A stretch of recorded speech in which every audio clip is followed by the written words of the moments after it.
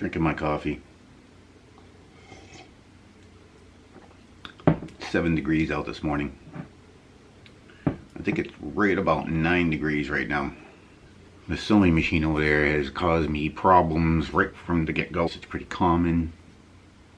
Not only that I don't know anything about sewing machines, but leather working. The sewing machine likes to mess up the leather. Puts trace marks and stuff like that. So I've been learning with that. And I've been watching this guy. This is Harry Rogers. I think he's out of England. And he was doing the old bobbin test, tension test. Yeah, so that's the tension test on the bobbin. This guy gave an excellent tip. I watch him all the time. He's a super great YouTuber. He shares a lot of tips in this leathercraft. I learned a lot from him, so I want to give him credit where credit is due, especially when it comes to sewing machines, because I don't know next to nothing to sewing machines. But this bobbin tension test, boy, that was really helpful. I adjusted mine because mine was off a little bit, and for his tip, what a great tip, because it saved me. I would never have thought of doing that. So that's what's so great about YouTube. That's how I learned everything about this leathercraft. Everything was off of YouTube. So today I'm working on. So I'm finishing up on this woman's wallet. I got another order. Are you there? I got another order, and just finishing up marking where my my snap's gonna go. This is the template that I designed on Adobe Illustrator, and I had it made on acrylic. So I got my little mark there. Finish this up.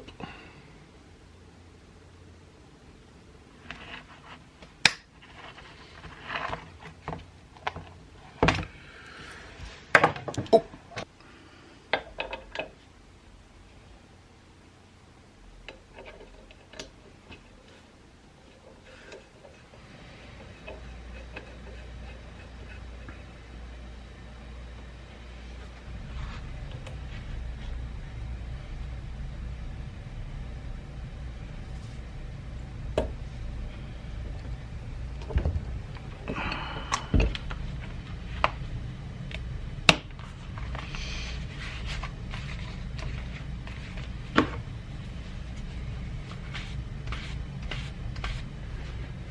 So that's the woman wallet. That one's done.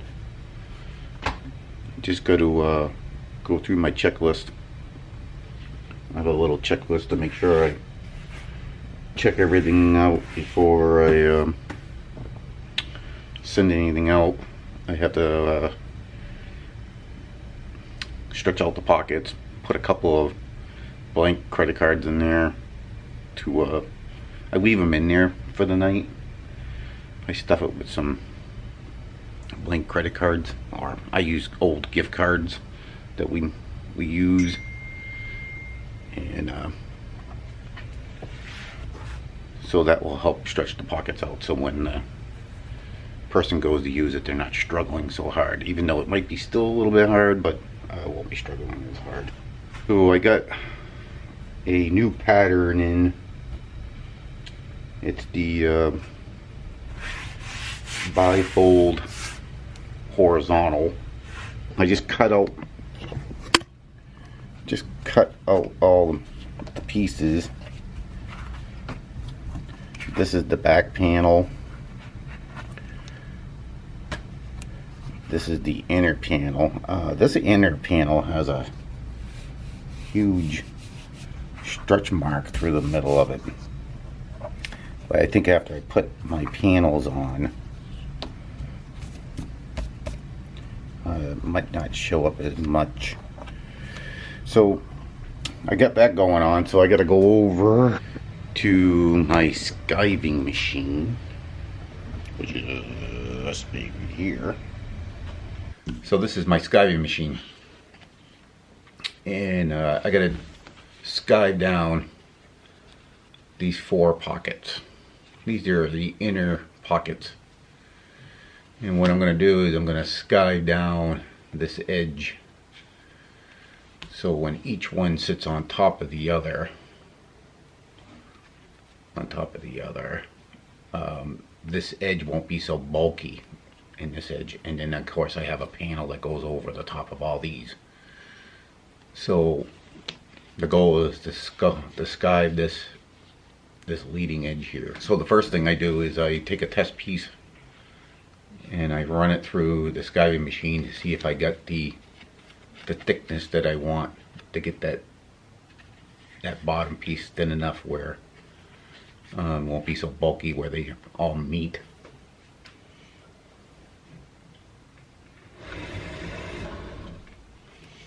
Okay. It just takes down that, makes it a lot thinner, so when the pockets line up, perfect.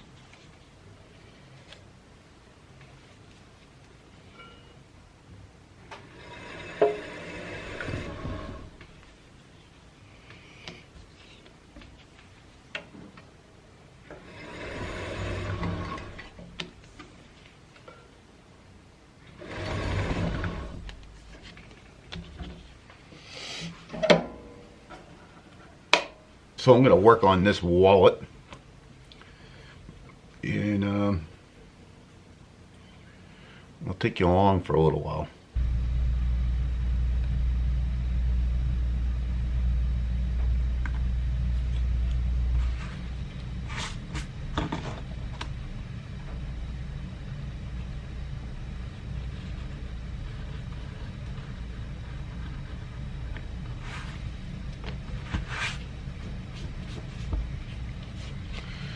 What I'm doing, I'm using a round over beveling tool, whatever they want to call it, to give the leather a little bit of a, not such a abrupt straight cut. After you cut it, it kind of rounds things over.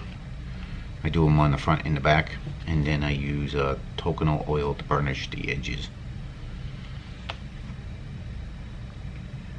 I know guys that are in the trade or in this craft probably rolling their eyes right now, saying, what is this guy doing? You gotta learn someplace. Gotta start someplace.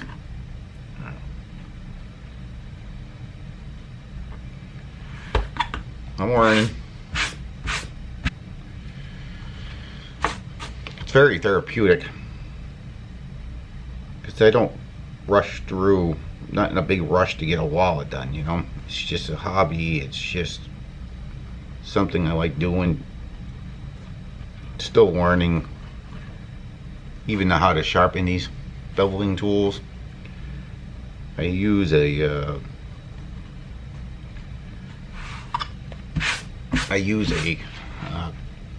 you know, like a jewelry's compound, and what I do is I spread it all over a piece of thread, and then I run the thread through the piece to help sharpen it.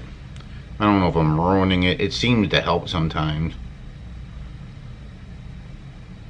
It seems to be cutting better. Like right now, I think I need to sharpen this.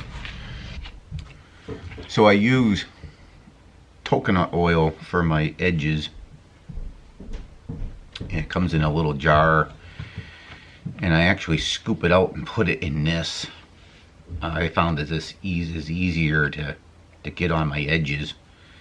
It's a little bit harder to squeeze out of this bottle, but I got the idea from Patrick. I think his name is Patrick, from Stock and Barrel Leather Goods. He uses it for glue, which I do use the same bottle for spreading my glue, by the way. So I got this idea from him, so I want to make sure I give him credit. But I use it for the coconut oil, and I find it so much easier to get it spread across. And then I just wipe it all in. then I take my old wood slicker. And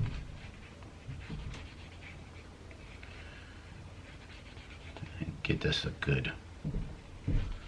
No rush here. There's no reason to rush. I mean, unless you're doing it for a living and you got all kinds of orders to do. I mean, I already have orders for this wallet, but people understand that I'm still learning, and it's going to take me a little bit longer to get them out. I don't let people wait weeks or anything, just days. I'll just get it done. But you just want to take your time. You can see how that edge looks now. So that's basically what I do. Is I do all my panels. I do all my edges that I can't do later on. So I use this coconut oil, and then I use this wood slicker.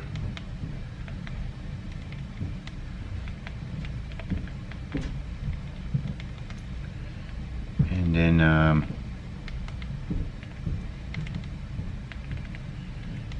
sometimes when I if I paint the edges, I'll do that. After this process, I'll paint the edges, and then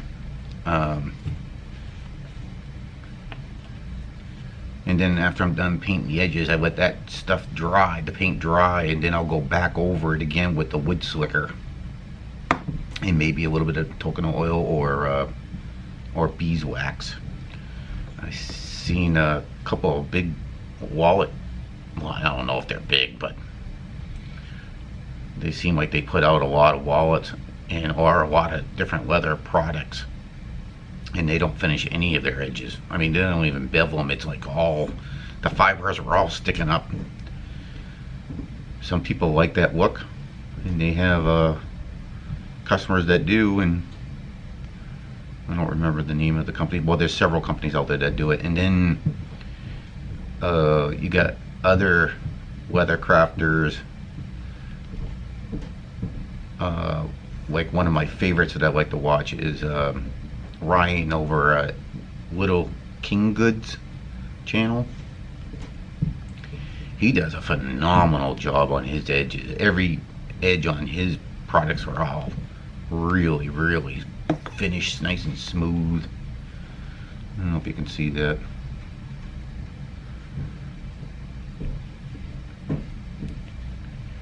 So yeah, he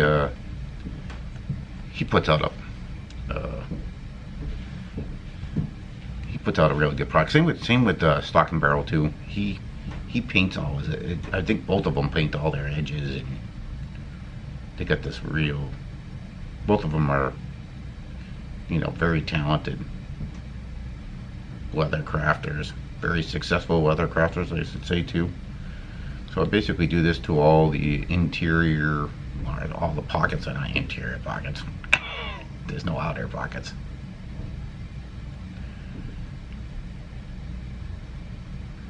And then once I get to the point where I don't need to burnish at this point anymore, then I start doing the actual build of the wallet. So far, I got the pockets all sewn in. I messed up a little bit, so I'm gonna have to fudge it. I got stuff hanging off here. So that's that. Got this one gluing up right now, just about to dry, so I can stick this part in the front. And I got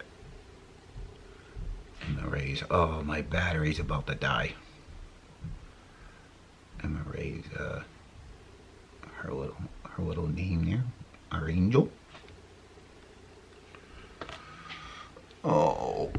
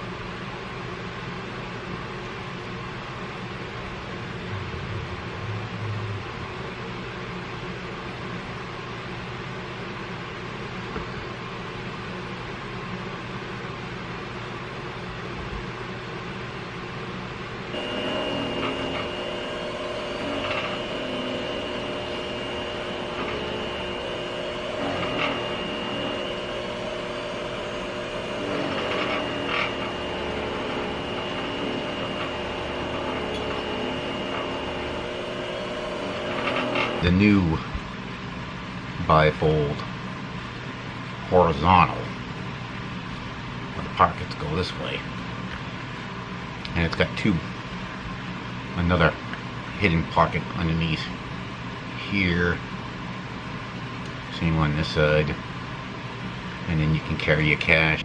Let me go try some cards in here.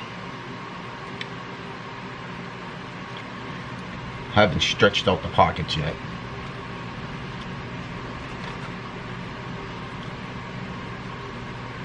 I'll flip you guys around so you see what I'm doing. Just trying to get them in there. I haven't stretched them out yet to see how it's gonna look. I've got 3 cards.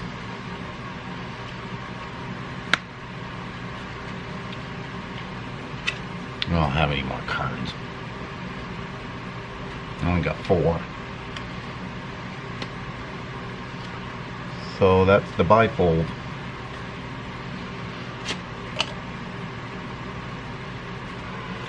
So I got this particular one from this template from Make Supply, and I just bought a couple of templates from Maker's Leather Supply, but I'll share that soon, because I'm gonna make one of them and then show you the end results before I tell you what it is. It'll be something completely different than I'm not used to making. I'm always making wallets.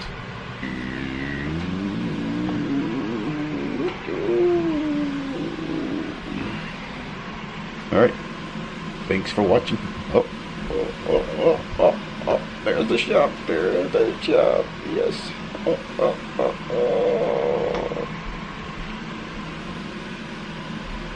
Alright, have a good one. Peace.